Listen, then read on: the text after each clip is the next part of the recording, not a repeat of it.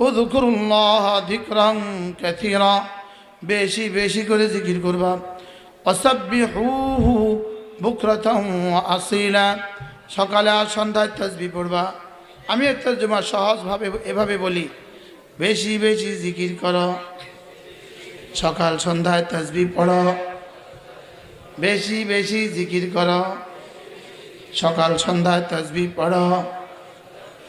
বেশি বেশি জিকির করো, সকাল সন্ধ্যায় তাসবিহ পড়ো। আমি যেন বললাম রব্বুল আলামিন, আমি যদি বেশি করে জিকির করি আপনি কি করবেন?